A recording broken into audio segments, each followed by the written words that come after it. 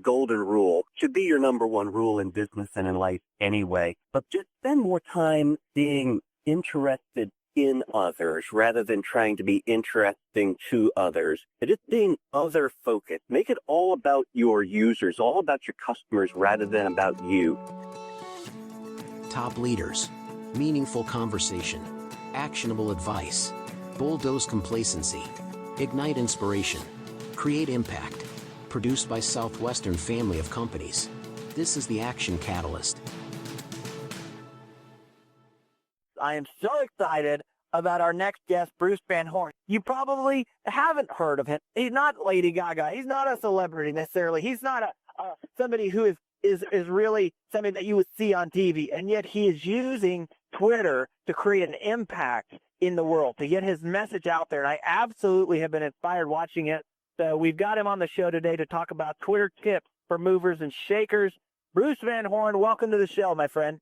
First of all, why do you think that you have such devout and engaged followers? It's pretty amazing. And I think the things that I do, I don't think are special. I think that they're just common sense. I'm a little bit confused why more people don't do it. I think the real reason is that I just try to be real. I just try to be a real guy. I'm a dad. I'm a business owner. I'm really interested in things related to leadership. And so I write about those things. I tweet about those things. People are just interested in them. So I share my successes. I share my failures, the things that I'm thinking about. And people have just really sort of bought into that. I don't try to be something that I'm not. I think that's really just it. The authenticity of just sharing what I really am. What are some of the big mistakes then that you think people make? Well, I think that they just don't understand the platform. The old school was that you just inundated the marketplace with your brand or your product, hoping to just saturate the market so that when somebody was in the market for a widget, yours the first thing that came to mind. And people that are on social media are on social media because they're actually trying to avoid that. It's not the flyers that come in your mailbox or the junk mail or even the spam that shows up in your mailbox. They're on social media simply for the purpose of connecting, and they just don't want to be bombarded with advertisement. And so Twitter, especially, while Facebook is great, advertisements are certainly making their way into Facebook, and there are pros and cons to that. But especially Twitter, people are there to have short conversations, share what's going on with their lives, or to ask a quick question. And so when businesses are out there on Twitter and all they're doing is tweeting, hey, this product is on sale for such and such, here's the link, or, this product, and all they're doing is selling, people get really turned off by that because what they really want is to connect. Because, again, the marketplace is shifting, and people are interested in building relationships. And so let's just use, for example, I bought a car at CarMax recently, and the guy who sold me my car was so great. He even gave me his home phone number if I had any questions while I was in the buying process.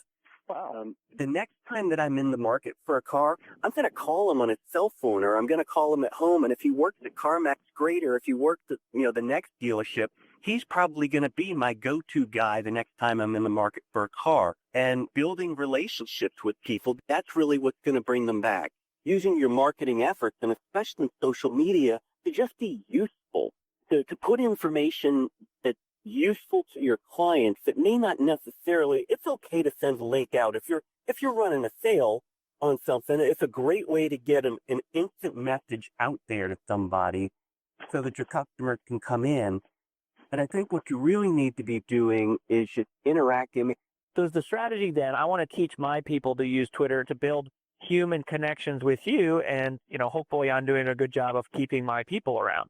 Yeah, I think that's really what it is. And I know that a lot of companies worry about that. I think every business owner is concerned when their number one salesperson goes to another company that they're going to take those leads with them. But I really think that that's a fear that's placed in the wrong place. Bruce, let's say I'm in business.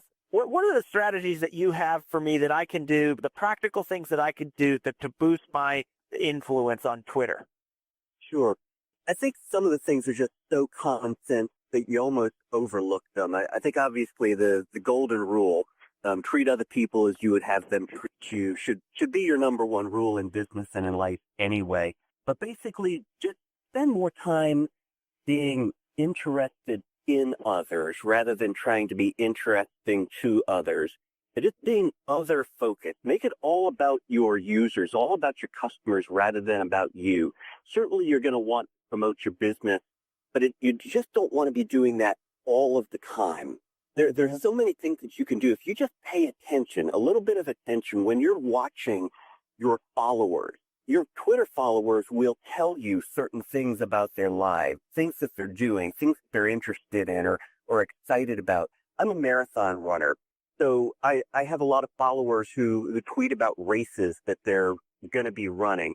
I'll make little notes about that, and a week or so later, I'll send a tweet out and say, hey, Brian, how'd you do in the national marathon last month? And they're really touched by that. So to be aware that you can use Twitter as a way to reach out, not just to your whole audience, but to an individual. For example, Chris Lacurdo, who used to host the Entree Leadership podcast. Chris wound up leaving the Dave Ramsey organization not too long ago to go and do his thing.